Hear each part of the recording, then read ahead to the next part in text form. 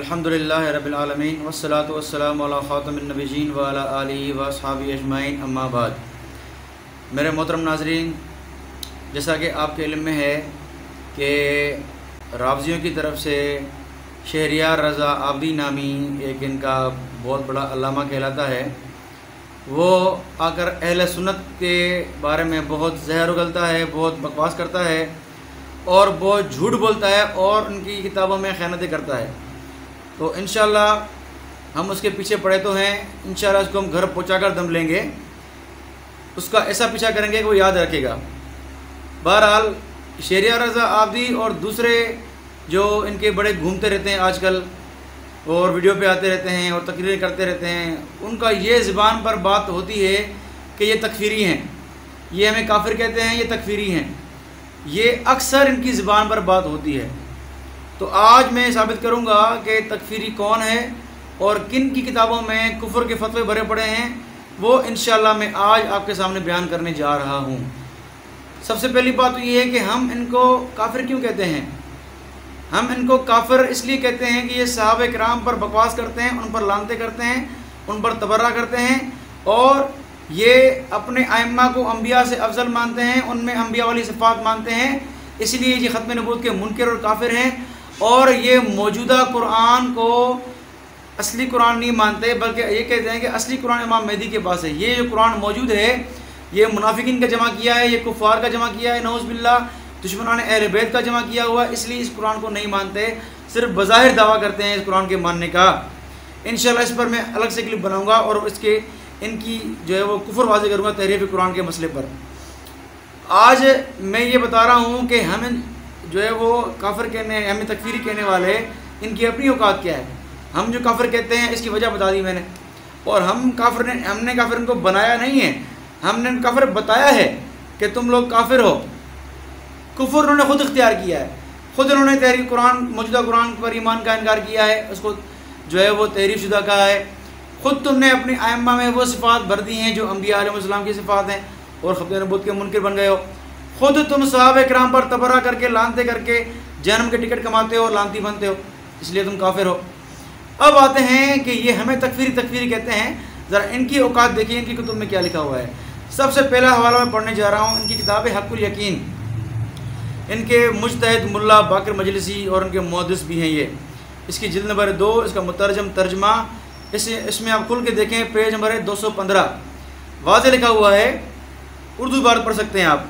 اور شیخ مفید نے کتاب المسائل میں کہا ہے کہ امامیہ کا اس پر اتفاق ہے کہ جو شخص اماموں میں سے کسی ایک امام کی امامت سے انکار کرے اور ان کی اطاعت کے فرائض میں سے کسی چیز سے انکار کرے جس کو خدا نے اس پر واجب کیا ہے تو وہ کافر ہے اور گمراہ ہے، جہنم میں ہمیشہ رہنے کا مستحق ہے۔ دیکھ لیا آپ نے؟ تو یہ تکفیری ہیں، فتوے کفر کے لگا رہے ہیں اور ہمیں کہہ رہے ہیں کہ تم تکفیری ہو۔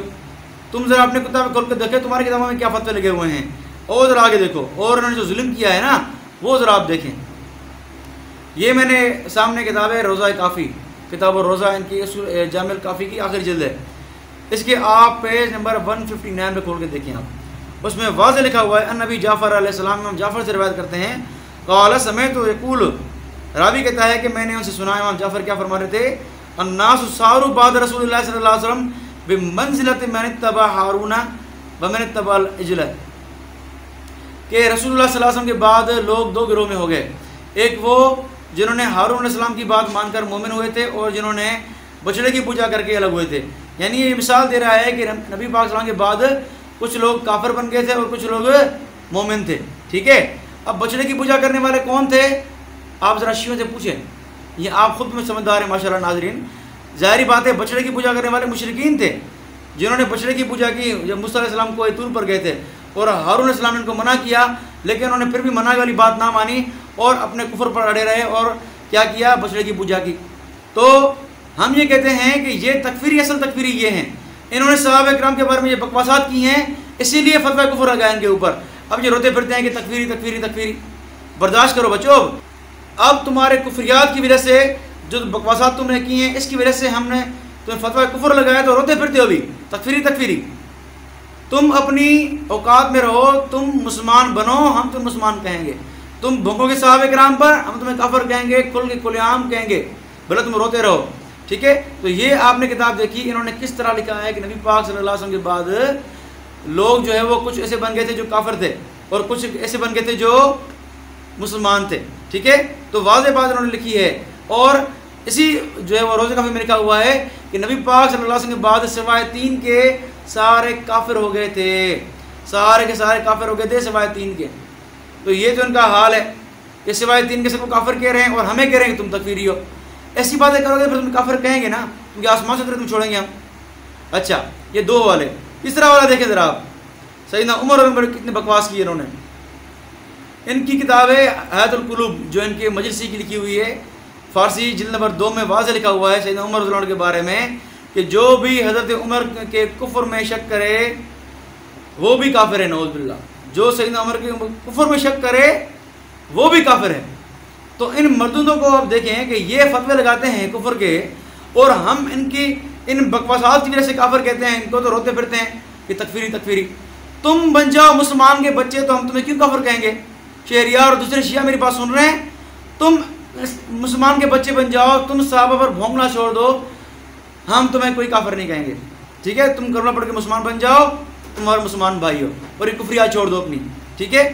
اس کے بعد آگے چلیں. ان کے موجودہ دور کے امام اور ان کے ایرانی انقلاب لانے والے خمینی، اس کی کتاب ہے کشف الاسرار، اس میں واضح طور پر لکھا ہے کہ نعوذ باللہ عمر رضی اللہ عنہ کافر ہیں اور زندگی کے، نعوذ باللہ من ذالک.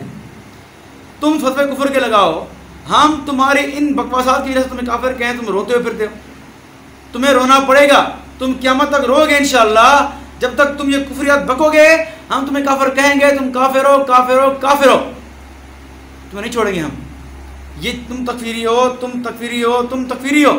نہ تم فتویٰ کفر لگاتے صحابہ کرام پر، نہ تم قرآن کے انکار کرتے، اور نہ ہی تم ختم نبوت کا انکار کرتے، اور نہ اور کفریات بکتے، اور نہ کوئی تمہیں کافر کہتا. تم کو صرف دیوبندی نہیں، بریلوی، اہل حدیث سب کافر کہتے ہیں. کس کہت کی مولی ہو؟ الحمدللہ فتوے موجود ہیں ہمارے پاس. اس پر الگ بیان کراؤں گا کہ شیعہ پر کس کس نے فتویٰ کفر دیا ہے. بہرحال آپ کے سامنے آج اس کلپ میں یہ ثابت کرنا تھا کہ تکفیری کون ہے. تکفیری یہی ہیں کالی پگڑی والے بیٹھ کے جو آتے ہیں، یہی تکفیری ہیں جو صحابہ کرام پر لعنتیں کرتے ہیں، یہی تکفیری ہیں جو اپنے آپ کو شیعہ نلی کھلاتے ہیں اور صحابہ کرام پر بکواس کرتے ہیں.